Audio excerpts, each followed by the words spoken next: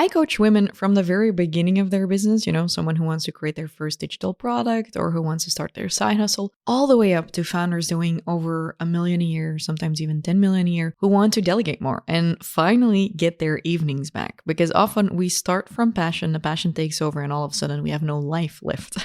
So, people come to me to scale their business in some way, shape, or form. But when someone comes to me and they say, my business is really special, it's not scalable, I go quiet for about 30 seconds. Because it is scalable. It just might not be scalable the way they think it should be. Because a lot of people think if they can't create a course, then their business is not scalable. Hello, and welcome to Fail to Win, a show where we love to make mistakes and learn from them so you can turn your passion into profits and live life on your own terms. I'm Amy van de Putte from FastForwardAmy, your host and coach, and I'll bring you a new episode with simple strategies every Tuesday. The most dangerous thing you can believe as a business owner while running your business is that more revenue will require more of you automatically. Because it will not. It might just require a different revenue model. And it doesn't mean that it will be able to exist without effort, because usually when you want to change something, that does require effort. But we all know we can't work 10 times as many hours as we currently are because we only have 24 hours in a day. So that means inherently, if other people are doing 10 times more revenue, or they've scaled times 100 of what we're doing, it is possible. It will just require change.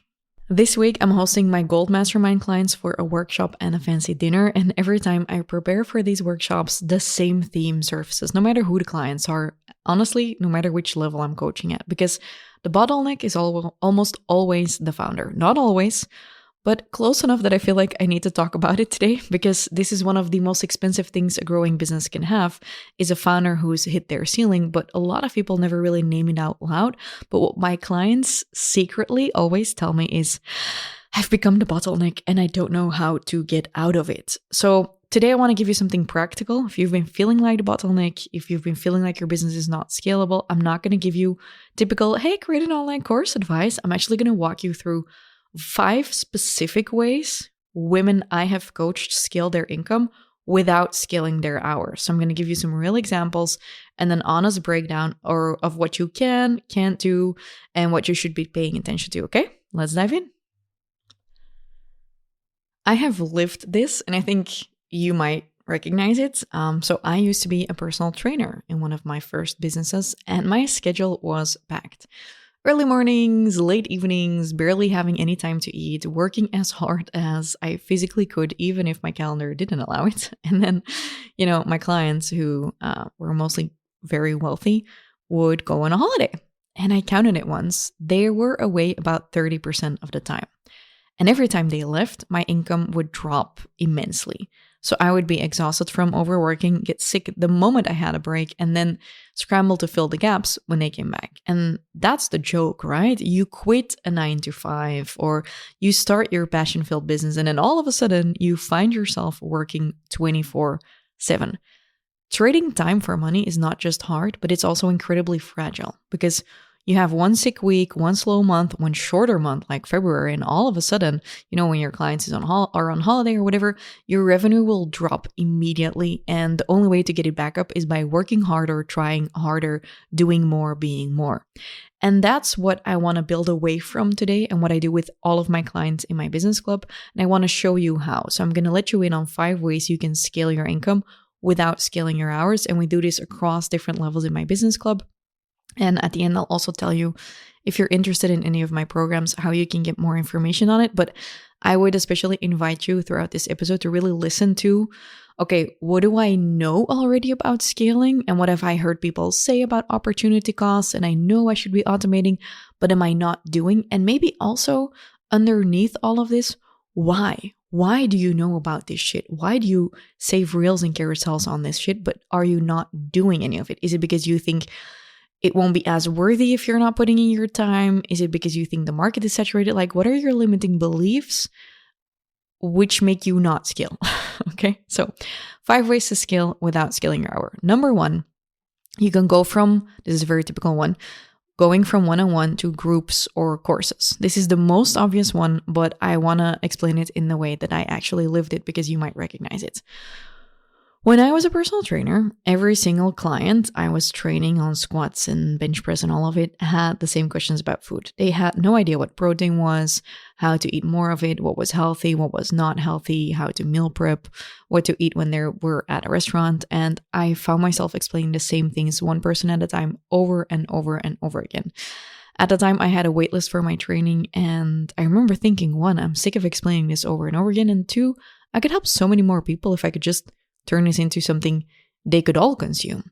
So I built a 30-day video course. I recorded it early mornings, 6 a.m. on my laptop. I had no idea how to edit. Late nights, put up a really white light in my kitchen, started recording those videos. And I ended up with a 30-day email series. And every day my clients would get an email with a video. So I had my expertise everyone was asking about. And the quality and everything, I created it once and it would serve all of them. And you might have this too. If you hear yourself explaining the same things repeatedly and you have enough experience and expertise and people are asking you the same things over and over and over again, this is not a workload problem. This is actually a really good problem to have in a Signal, because this means there's a group program or a course sitting inside of your one-on-one work waiting to be built, and you could be impacting so many more people, because this is something a lot of people miss. They think this is just about passive income and all of that, but it's not just better for you. It's better for your clients as well, because without it, they would be on a wait list. They would not be learning. And now they can actually get your help even when you're offline and when you're on a vacation. Number 2, you gotta automate and delegate your maintenance time. Your first hire, or let's say actually your first delegation, should not be the glamorous stuff. It should not be your sales or the things that are very unique to you. It should be the repetitive work that basically sits below your hourly rate. So I've paid a PA to manage my inbox since 2019. This is one of the first things I did delegate. But today I'm not even delegating it anymore. I now have an AI system that triages my inbox every day exactly the way my PA used to do for a fraction of the cost. This is not because I wanted to replace humans with AI, but my PA actually quit. She downscaled her hours. She didn't want to work reactively anymore. And I was like, well, I'll look for someone else to support me in maintenance stuff. But in the meantime, what do? I had 540 unread emails. I was like, I gotta fix this. And so I set up an AI automation that cost me maybe an hour to set up. And now the automation is doing what I have been paying multiple 5 figures for over the course of the past couple of years, just like for a fraction of the cost. Only my Claude subscription is the cost. And so I'm getting hours and a lot of money back every week because I automated this.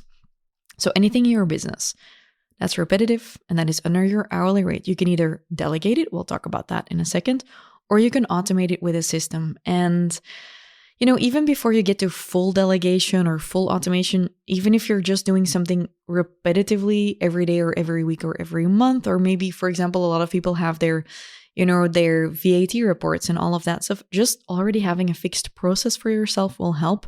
So my big thing here is stop reinventing the wheel. Every time you need to make a quote in Canva, have one template you use, set it up once and move on.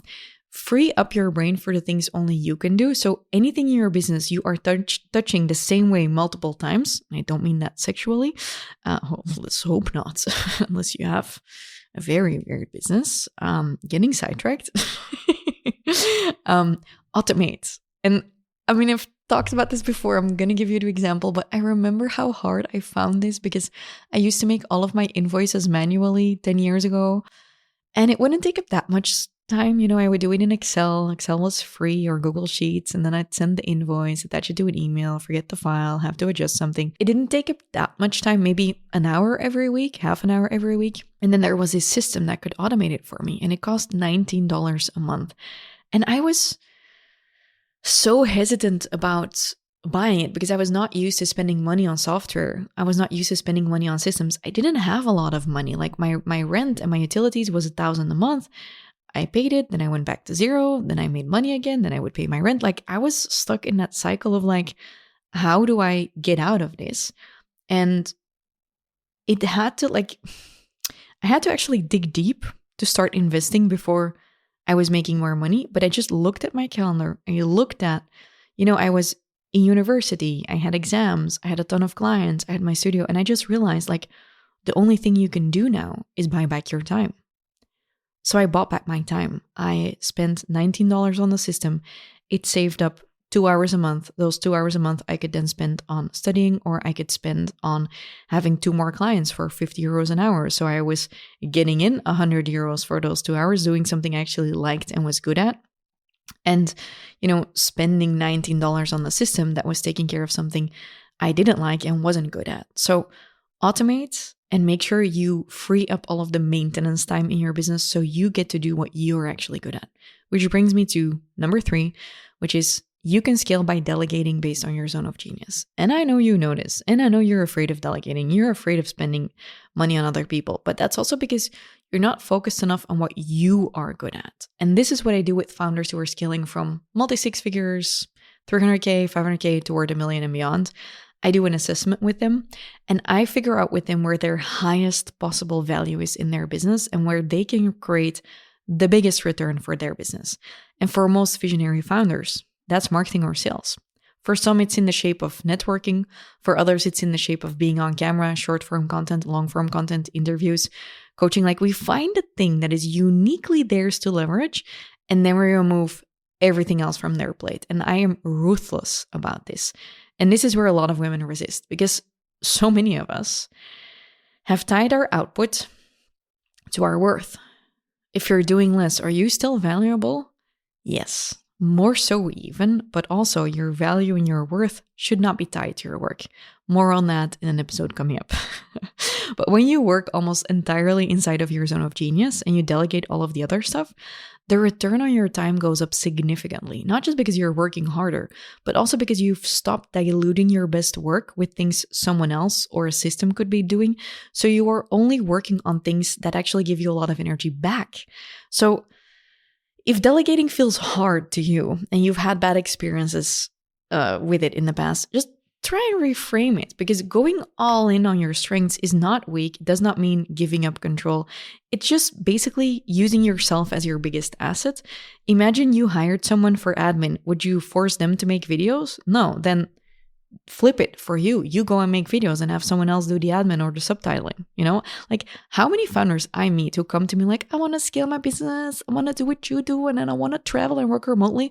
And then they are telling me about all of the shit they do on a daily basis. That's like all 35 euro an hour task. I'm like, you want to build $1 million business, then why are you paying yourself like you are your own VA? Stop doing that. Nothing against VAs, by the way. I have a really good relationship with my VAs. Long story short, if you want to scale, it's not because you can do something that you have to do it. Make sure you put your maintenance time in systems or in people that you delegate to, so you get to spend your time and energy on stuff that actually gives you more money and more energy back. Okay, deal? By the way, I'm also currently doing this. Like, I'm always leveling up in how I'm doing this year exponentially. So last week I recorded an episode about how I'm actually 10xing my income currently, which is like, I'm really proud to say that. Go and check out last week's episode if you want to hear about where I'm at currently and how I'm doing this, because this is obviously also evolving every year. Okay, and then number 4, this kind of is aligned with number 1, digital products. I know you know this. This entire episode is not new to you, but you want to create something once and sell it indefinitely. So hear me out what happened this morning. Just before recording this episode, I went for a walk to practice, and while I was walking, I got a sales notification. So I have an ad running that I recorded 2 months ago for 40 euros a day. Yeah, 40 euros a day. Not a lot. It's running on a low-ticket product that costs 27 euros. I made that product a year ago. The customer who bought through my ad did not just buy the 27 euro product, they actually bought a bunch of other stuff, an order bump, an upsell, a downsell, and their total order came in at 240 euros. Whoa. So an ad running on a video from months ago, selling a product I made a year ago, for which I have no stock, no additional cost to sell more, it's just running. This is basically printing money. But you think you don't have a digital product in you, or you think, oh, for my business this couldn't work, or I'm not smart enough, or I'm not ahead enough. I call bullshit. I tell all of my friends this, but no one wants to listen to me. Luckily, my clients do, because I have created a GPT, a custom GPT, and it takes what's already in your brain, even if you're not a service provider, even if you're currently still employed with someone else, even if you have a product-based business, like, it does not matter. but it will take what is inside of your brain and turn it into digital product ideas, including price points. People message me reviews about it every single day. Some of my friends who have listened have been fully blown away. They were like, I always thought I couldn't create a digital product. After 10 minutes with this thing, like a whole new world of opportunities open up, and then they'll be like, I just created a new Instagram account. Like, it's incredible.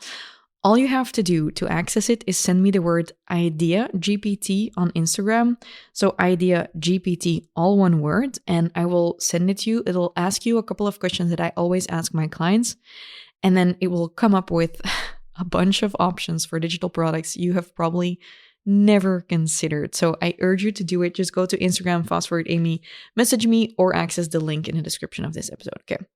So what we've already covered is basically scaling with your product one-on-one to a group. We've also talked about delegating your maintenance work to systems, then delegating further so the only thing you do is being in your zone of genius. And now we've covered digital products and that you have to stop thinking that it's not possible. And so the last one is one of those things where you're like, Amy, fuck off. I don't want a team. I don't want to do group programs. I just want to serve. And I love being of service. Maybe you have a restaurant, or maybe you are a therapist or a coach, and you're like, I just don't want to do the online thing. I just want to be really fucking good at what I do, but I do want to get paid better for it. And so this one is talked about less in terms of scaling, but it is a very big one, and you can do it. Your hours are limited, but your rate is not. When you have a very strong authority positioning and a clear area of expertise you're known for, you can charge significantly more for the same hours. Currently, my hourly rate is $2,000. Think about it this way. If you invited a well-known relationship expert to speak at an event, for example, Esther Perel, you would not be paying her the same fee as an unknown therapist from the village you grew up in, with maybe, the same qualifications from the university, but, a lot different expertise and authority in the world. The expertise on the inside might be the same, but the authority is not. I'll give you another example. I had a brow artist I used to visit in Antwerp. Beautiful location. She had a full team, all trained in her method, all applying her formula. They were all probably equally as good as she was. But if you wanted her specifically, you had to pay more because she had become the authority in her space. So if you want to 10x your income, you could also simply do it by becoming the authority in your space. This could be you. But if you want to do it this way, you have to go all in on becoming the recognized expert in your industry. And then your rate can slowly but surely go up and up and up until you're not even thinking about online products anymore because you don't even need them because you're getting paid so much. Of course, the one thing here is it will still be dependent on your time. But let's be honest, also if you're selling online products and courses, there will always be a trade. You will always have to do something. I think the most important thing here is to just be very cognizant, that's a word, sounds like a fancy word, about what it is you truly want and what truly gives you energy. For example, 3 years ago, I thought, I'm going to stop coaching. I'm just going to sell courses. And then I realized, shit, I miss my clients. I miss coaching people. So I actually reintroduced a bunch of coaching. And that's also how I'm currently building my business. Sure, my one-on-one is not fully scalable, but I love working with people high level. And I know I can't just add millions of people in my membership. And I'm also doing low ticket, but what's more important than money and the way you should be doing things? What's most important is that you are actually building a business you love. And I want to leave you today with one real example of how this actually plays out, especially if you're feeling a bit hesitant about scaling. So I had a client who wanted to join coaching with me. She wanted to build an online business, but at the time, she was still working for someone else and she was terrified of leaving her job because she wanted to buy a house with her fiance. She wanted to have kids and she came from a family where entrepreneurship was just not a thing. They were pretty scared for her. They were always trying to keep her to play small, not like they didn't mean it badly, but they would just always say things like your little business or your ideas or should you be doing that? And, working for a boss is stable and safe. So when I had a call with her and we talked about what actually drove her, it came down to one thing. She had this vision of herself as a mom and as a business owner, and she did not want to ask a boss for permission to be there when her kids needed her. She wanted to be the one who got to decide about who to work with, which clients, because she'd had shit clients in the past. She wanted to be able to decide to be at, the school gate at 3 p.m. when her kids were off of school, and this became her driving intent. So step one, and what she did, is build something valuable enough to trade her time for. A lot of people skip this step and forget about it, but you do have to become someone worth paying before you can scale. You do have to have the expertise. She did that. Then step two was introducing scalable offers, group products, digital products, moving away from the pure one-on-one. At this point, she'd fully let go of her part-time. She'd gone all in on her business. She had a full offline client roster and started scaling back her offline client roster so she could increase the online client roster. And now she's working on step three, and she's currently increasing her authority. She has a VA, she has systems set up, her online sales are up, and her one-on-one rates have increased, and she's now starting to get paid speaking opportunities, podcast invitations. So these are 3 steps she took to scale. None of this happened overnight, not even in 1 year, but it is a very clear path of how you can scale. You can also build up authority first, then do the online income after. You can mix and match all of it, but what I want to basically show you with this is that scaling doesn't have to be complicated, but it does require tenacity to get through that first phase where you are building something before it starts to work, because one post will not be enough. The first product will probably not be the best product. And I've seen this with over 8,000 clients. And this is also why I created my business club, which is basically the headquarters for women who want to scale their income without scaling their hours. And of course, I will add that it will always require you to do a little sprint when you want to do something new. So what I've done is I've created these different levels built for different stages of this scaling journey. A level for women who are building their first scalable offer and who want to dip their toes into the online business world. A level for full-time entrepreneurs who want to stop doing everything themselves and want to start automating, delegating, making more income online. And all of our levels from bronze until gold are built around one thing: being okay to have the big ambition and the big goals, but without losing yourself, your freedom, your family, your health in the process, because you do get to have it all. If this is the type of business you want to build, send me the word curious on Instagram at FastForwardAmy, and we will personally get on a call and figure out which level fits you, where you are right now, and where you want to go. And let's do it together, okay? Message me curious on Instagram. Let's set up a call, or go to the link in the description of this episode, because I'd love to talk to you personally and help you find the perfect program for you so you can start scaling all of your income without losing yourself in the process.